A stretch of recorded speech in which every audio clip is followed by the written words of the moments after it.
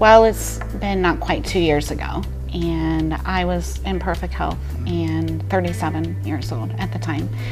I had gone to the gym for a Thanksgiving workout and come home, happened to be changing the bathroom, which I normally didn't do, and I noticed a dent, actually. And it caused enough concern that I actually Googled indentation in breast, and I had almost 300,000 sites on cancer in a half of a second.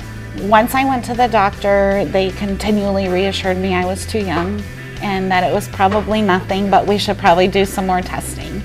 And I drove home. All my doctors are in Columbus area, and I drove home, and before I got home they were calling to schedule, and I just really felt at that point they were very efficient.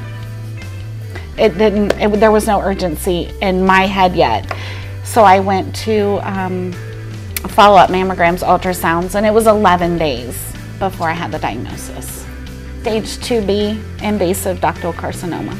I was surrounded with my family at this point, and we said, we'll do whatever we have to do. So I worked all the way through chemo. I started chemo in January of 2015 and went through May. For me, I had to work.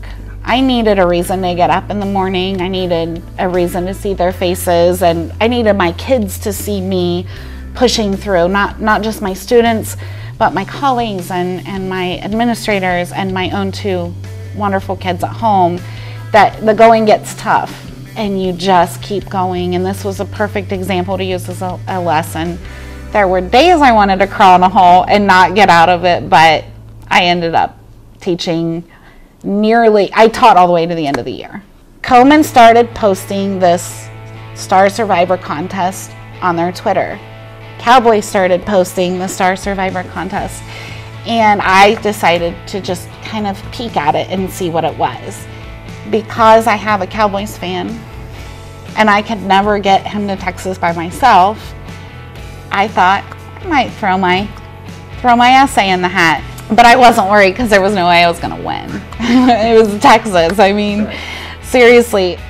So Tuesday I was standing teaching, and I saw my phone light up, and I just sort of glanced, and in the parentheses it said Dallas, Texas. And so my heart just kind of stopped right there. I had to wait. At the end of the day, it was another hour, and then I called back, and she said, we were just very touched by your entry, and you're one of the winners. So it entailed, the first day was the Survivor spoiling day. That was the pampering. So they would take us to Komen headquarters and Cowboys headquarters. They did makeovers, shopping spree, showered us with gifts. It was just, that was the Survivor day. And then the second part of it was the Sunday game, the Cowboys game, where we got to be part of halftime, the American flag ceremony, pregame, and then sideline passes and seats for the game.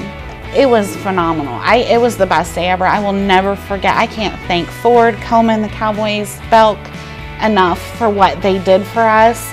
But most powerful was finding my voice to be able to speak out and